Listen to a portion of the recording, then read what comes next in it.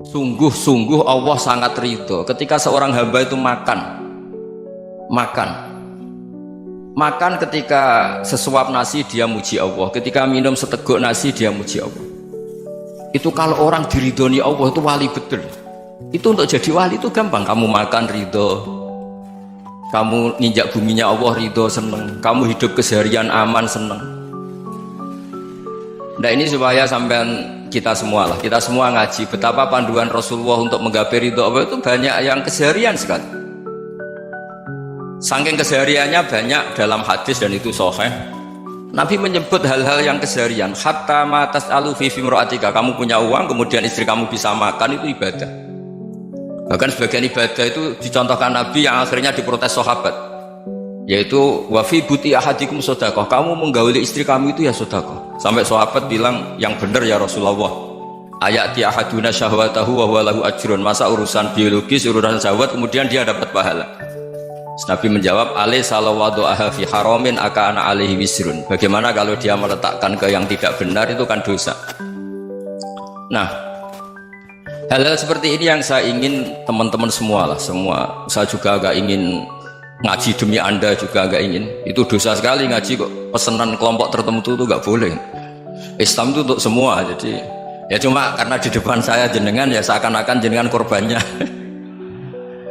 Itu ada ilmunya dalam usul fikih itu. Jadi orang itu harus ngaji usul fikih. Nama yang disebut, mungkin Mas Sufyan masih ingat zaman ngaji usul fikih, nama yang disebut itu tidak jaminan sebagai prioritas perintah. Jadi misalnya gini, kebetulan yang di depan Nabi itu Abu Dzar, Nabi ya bilang, ya Abu Dzarin ini uhibbuka misalnya, atau ya Mu'ad ini muhibbuka, atau ya Abu Hurairah ini muhibbuka misalnya. Banyak riwayat yang Nabi nyebut ya Abu Dzarin, ya Mu'ad, ya Abu Hurairah. Kemudian misalnya Nabi meneruskan khitab, ini uhibbuka, saya mencintai kamu, fakul dubur sholatin, atau sebagian riwayat disebut fala tada'an la dubura kulli sholatin Allahumma inni ala dzikrika wa syukrika wa husni ibadatik. Saya mencintai kamu, siapa saja, Mu'ad bisa, Abu Dzar bisa siapa. Saya mencintai kamu, mohon kalau habis sholat kamu jangan lupa wiridan Allahumma inni ala dzikrika wa syukrika wa husni ibadatik. Ya Allah, tolong kami permudah supaya mudah ingat Engkau. Anda tidak bisa mentang-mentang, wong nama saya Parmin, nama saya Purnomo, itu yang diperintahkan Mu'ad misalnya. Jadi yang disebut satu, tapi khitab itu untuk siapa saja. Saya teruskan. Jadi saya mohon semua kita melakukan kebaikan itu, kalau dalam kaidah fikih disebut al yakin la yuzalu bisyak. Banyak kebaikan yang kebenarannya itu 100%, tidak punya efek samping ke pihak lain, ke kelompok lain, ke komunitas lain. Yaitu tadi misalnya Anda makan dan itu murah sekali, hanya butuh satu piring, setiap punyaan kamu muji Allah, setiap minum kamu muji Allah. Itu redaksinya Rasulullah SAW disebut Allah sangat ridho ketika seorang hamba makan kemudian dia memuji Allah, atau minum kemudian dia muji Allah. Logikanya gampang, negara seperti ini yang kamu harapkan bentuknya kayak apa, mertua, ipar, komunitas, tetangga, itu nyata terjadi itu kan belum pasti. Sementara yang mesti terjadi adalah kamu butuh makan, kalau tidak mati, butuh minum, kalau tidak mati, butuh bumi yang nyaman ditempati, kalau tidak kita juga mati. Sebab itu Allah kalau menyebut nikmatnya itu hal-hal yang keseharian. Alladzi at'amahum min ju'. Allah itu siapa? Allah itu yang menciptakan kamu bisa makan, tidak berlebihan. Allah itu yang menciptakan kondisi sosial itu ideal. Zaman Nabi itu ya ada orang munafik, orang-orang pilihan Allah itu juga diuji orang sekelilingnya yang macam-macam. Semua diuji sesuai konteks zaman dan waktu. Nah, tapi ada ibadah-ibadah yang selalu disarankan Nabi. Sampai Nabi itu pernah ditanya, ayul islami khairun ya Rasulullah, Islam terbaik itu gimana? Jawaban Nabi itu unik, it'amut to'am, Islam terbaik itu ya makan-makan, jangan santai-santai. Ketika Allah menyebut beberapa kebaikan, falak tahamal aqobah, wa ma adrokan apa?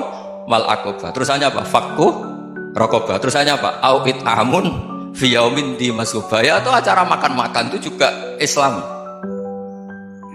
Kenapa? Ya bayangkan kalau tidak ada makanan, kita mati kan? Kondisi sosial tidak ideal tuh Anda masih gak apa-apa, tapi kalau Anda tidak makan, Anda tidak minum, Kamu punya istri cerewet masih bisa hidup, punya mertua cerewet masih bisa hidup. Tapi kalau tidak makan bisa mati. Berarti penting mana istri sama makan? Penting mana? Makan. Semoga istri Anda dengar. Nanti kamu disuruh makan tapi pulang deh. Itu kalau dibahasakan makan masih memahami. Penting mana nasi satu piring dengan istri? Nggak ada nasi mati, nggak ada istri belum mati. Penting mana? Gak berani jawab kan? Nah, ternyata Anda ada garang kan di depan istri. Jadi saya mohonlah, mungkin Mas Sufyan Sauri tadi yang bisa bantulah teman-teman tuh ngaji yang keseharian saja. Karena kita nyari ridha Allah itu berdasar firman Allah, dan firman Allah itu menyebut keseharian tuh riang gampang.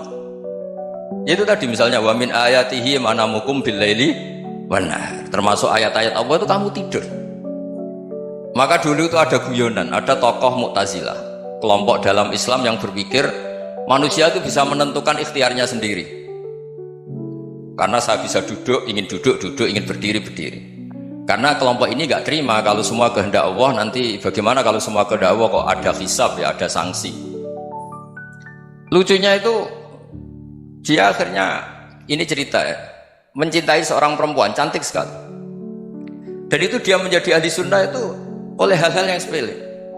Karena istrinya cantik, ya namanya suami istri itu hubungan intim. Terus ditanya, Mas masih ingin lagi? Masih. Silahkan diulang lagi. Wah ya tidak bisa. Katanya manusia bisa menentukan yang diinginkan. Itu tobat itu. Itu nggak bisa ditobatkan Mas Sufyan Ats-Tsauri. Orang cantik yang mudah nobatkan orang itu orang cantik. Segampang itu. Akhirnya kita tahu, makanya kalau dalam kitab Hikam itu disebut al-aqil mayyakul madza yaf'alu wa hubi wal ghafil mayyakul madza af'al. Orang yang punya akal karena sadar ini wilayah Allah, semua milik Tuhan, itu dia tiap hari berpikir besok Allah akan melakukan apa terhadap dunia ini. Kamu merencanakan sesuatu, mau plesir ternyata gempa, mau wisata ke Rusia ternyata perang. Kamu tidak pernah tahu apa yang akan terjadi besok. Wa ma tadri nafsum madza taksibu ghadan. Tapi anda semua kita ini sering punya jadwal permanen. Makanya saya kalau diundang siapa saja bisa takdir. Yang jelas Gus ini acara penting. Ya masih acara penting nak pangeran ngersakno piye? Kok ape dadi pangeran? Kamu kok mau jadi Tuhan? Itu kadang ya kiai. Penting Gus acara ini jenengan harus memastikan bisa. Loh kamu itu yang ngajarin tauhid, sesuatu itu biadillah kok bilang-bilang apa pasti. Kalau maksa terus tak tobatkan loh kamu kata saya itu. Ya kalau gitu Gus bilang insya Allah. Wah itu hati saya, fisik saya, roh saya sudah bilang insya Allah. Gak usah kamu latih kata saya. Nah hal-hal tauhid keseharian itu gampang sebetulnya. Wal ghafil yaqulu madza af'al. Tapi orang yang lupa Allah dia setiap hari bilang besok apa? Kita bisa melakukan apa? Seakan-akan dia itu aktor, dia penting, dia subjek permanen, dia. Padahal kita ini hanya objek kehendak Allah Subhanahu wa taala. Karena kita yakin sesuatu yang terjadi di alam raya ini kita tidak bisa apa-apa. Makanya saya sering ngaji, sering bilang saya, ketika Anda mensifati Allah, dia yang menghidupkan, sudah itu tanamkan sehingga ketika kita mati santai saja. Kenapa santai? Allah punya cara menghidupkan kita. Zaman kita hidup juga gak tahu caranya ngelola jantung, ngelola paru-paru. Kamu juga gak tahu ngelola oksigen yang tidak beracun, tidak ngandung polusi. Tahu-tahu hidup. Gak ingin tua ya tahu-tahu tua, gak ingin mati tahu-tahu mati. Selama ini kita hidup juga agak tahu apa sebetulnya. Hanya gaya tok, punya jadwal, punya planning. Kalau kamu bisa menentukan pilihan Anda, pasti Anda istrinya cantik, 4 neriman semua, kona'ah semua. Nyatanya enggak kan? Sudah 1 jelek, cerewet. Oh itu kan, nyatanya enggak bisa apa-apa Anda kan? Dan kamu bawa mati lagi. Itu kan. Istri Anda juga gitu, punya keinginan punya suami yang ganteng, yang jabat, yang riman, yang gak poligami. Ya tidak kesampaian juga. Kalau kita ngitung tingkat kegagalan kita itu gagal terus. Ya kan? Nah, terus ingat Allah. Madza yaf'alu wa bi. Orang yang punya akal selalu berpikir Allah itu menghendaki apa terhadap saya. Lalu sama-sama orang melihat orang yang serius, itu kata Anda itu pemikir berat, serius, senang punya tokoh yang merengut tuh, karena kamu anggap serius. Tapi sebagian orang anggap orang yang serius itu wong merengut, wong masam, wong muka kok ditekuk. Jadi sama Itu hati, ya muqallibal qulub tsabbit qalbi ala dini, karena kita nggak tahu cara berpikir kita tentang orang lain, tentang sekeliling kita. Misalnya kita orang baik yang jenis ngurmat fakir miskin, ada orang bangun masjid mewah itu janggal. Apa artinya masjid mewah kalau banyak orang kelaparan? Tapi kalau yang jenis pendidikan, apa artinya masjid mewah kalau tidak bisa ngaji? Nanti yang jenis infrastruktur, apa artinya ini kalau semuanya punya sudut pandang yang berbeda-beda. Dan Islam mengapresiasi semua kebaikan. Tapi katakan semua kebaikan itu adalah kehendak Allah Subhanahu wa taala. Karena apapun baik Anda itu pakai fasilitas yang diberikan oleh Allah Subhanahu wa taala. Sehingga ini yang disebut qulillah sumadarhum fi khawdihim yal'abun. Ya, kembali tadi ke tema-tema bahwa keseharian Anda ini sudah Islami. Saat Anda tidak bisa melakukan apa saja.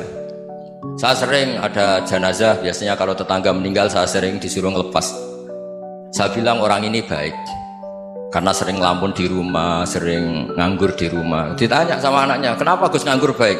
Ya kalau dia nganggur artinya juga agak berbuat sesuatu yang maksiat kan? Ya kan? Orang nganggur di rumahnya ya tidak bunuh orang, tidak maling, tidak korupsi, ya namanya nganggur di rumah. Lah cuma istri cara pandang nganggur gak menghasilkan uang itu. Tapi juga gak menghasilkan kriminal kan? Jadi sebenarnya Islam itu cara, makanya kalau sampai ngaji usul fikih itu ada kitab usul fikih namanya Lubul Usul, itu terkenal sekali di pesantren itu. Itu kalau ngapresiasi keseharian itu luar biasa. Izma min mubahin illa wa yatahaqqaqu bihi tarku haramimma. Karena keseharian yang mubah saat Anda lakukan itu ada kehebatan yang luar biasa, yaitu meninggalkan haram. Makanya dulu banyak orang-orang alim ketemu temannya itu guyon sampai semalaman. Itu biasanya yang semangat Islam tuh, kiai kok tidak tahajud, kiai kok tidak witir. Orang yang sedang mapan uangnya banyak, malam itu tidak kelayaban itu sudah luar biasa. Melawan nafsu supaya tidak maksiat itu sudah luar biasa. Supaya lupa guyon sama temannya semalaman sampai subuh. Gejolak-gejolokan kenang zaman miskin, zaman kuliah nggak jelas, zaman apa. Melihatnya jangan tarkut tahajud seperti ini, meninggalkan tahajud, tapi meninggalkannya ini talkul muharramat. Jadi kayak apa hebatnya? Sehingga Imam Ghazali punya riwayat yang agak unik. Hatta takuna ibadatu akhiri hadil ummah iku an-naum. Sehingga suatu saat ibadah terbaik umat ini itu tidur. Itu kan riwayat kontroversi. Ketika Imam Ghazali tanya, kenapa iya? Kenapa kamu mulai keluar dari rumah itu sudah banyak maksiat, melihat perempuan yang enggak mahram, melihat fenomena. Tapi kalau kamu tidur itu enggak melihat apa-apa. Tapi juga kamu jangan menganggap tidur itu ibadah betul. Saatnya melakukan fardu ain malah masih tidur. Tapi itu sudut pandang yang menjadikan kita Islam itu gampang. Jadi saat Anda tidak bisa aktivitas apa-apa, misalnya ada beberapa orang yang lumpuh. Lumpuh itu memang nggak bisa Jumatan, nggak bisa ibadah, tapi dia juga nggak bisa maksiat. Tidur itu memang Anda saat itu tidak bisa tahajud, tidak bisa witir, tapi saat itu ada zina, ada maling, tidak gosipkan orang, tidak bully orang, tidak menanamkan kebencian, tidak hasud. Sehingga tidur menurut Allah Ta'ala wa min ayatihi manamukum billaili apa? Wanahar. Karena di tidur itu selain ada unsur istirahat, jaga stamina, juga ada unsur meninggalkan beberapa keburukan. Nah, saya mohon ibadah yang keseharian ini kita jaga supaya kita semua baca ayat itu fasih itu tertanam di hati. Allah itu siapa? Alladzi at'amahum min ju'i wa amanahum min khauf. Dan Allah kalau cerita di Quran itu anna subabnal ma'a subba thumma syaqaqnal ardhan wa syaqqa fa'ambatna fiha habba wa inaba wa qadba wa zaituna wa nakhla wa hada'iqa hulba. Kamu tahu saya ini siapa? Kata Allah, saya ini adalah Tuhan yang menurunkan air, kemudian ada tanaman banyak, habba wa inaba wa qadba, ada zaitun, ada tin, kalau orang Jawa mungkin ada tela, ada padi, ada mangga, ada pisang. Sudah, wa inaba wa zaituna wa nakhla wa hada'iqa hulba, ada perkebunan yang lebat. Tujuannya apa? Mata Allahum, silahkan kamu pakai, kamu nikmati. Tapi karena kadang kita ini punya ide-ide besar. Tadi untuk syukur saja nunggu punya istri riman, rumah baik, tetangga baik, komunitas baik, semuanya baik baru syukur. Lama-lama nanti ada di surga, syukurnya nunggu surga paling kelas A. Itu sudah ada yang menghuni Rasulullah, kamu gak boleh di situ. Masa untuk syukur saja? Repotnya Masya Allah. Jadi mohonlah Quran yang kalau Anda hafalkan juz sama itu kan ada ayat-ayat yang kayak tadi. Ya, fal yang dzuril insanu ila ta'ami. Coba lihat Apa yang kamu makan ya? Dari mana? Dan untuk mempertahankan hidup kamu keseharian. Jadi jangan kira ibadah itu harus membentuk komunitas yang versi Anda. Ibadah itu harus yang hal yang mulu-mulu. Kesehariannya Anda alami. Loh, ini saya tidak bikin-bikin. Saya ngaji bukan karena berdasar pesanan. Itu ayat yang saya bacakan betul ada ayatnya kan. Fal yang dzuril insanu ila ta'ami anna sababnal ma'a sabba thumma shaqqaqnal arda shaqqa fa ambasna fiha habba wa inaba wa qadba wa zaituna wa nakhla wa hadaiqa ghulba. Terusannya apa? Mata'al lakum, silakan kamu nikmati. Mata itu silakan kamu nikmati. Ya kayak sampean dikasih hidangan ya makan. Ya sudah makan, habis makan ya minum, habis itu ngantuk ya tidur. Ya sudah normal-normal saja. Kayak apa indahnya Islam.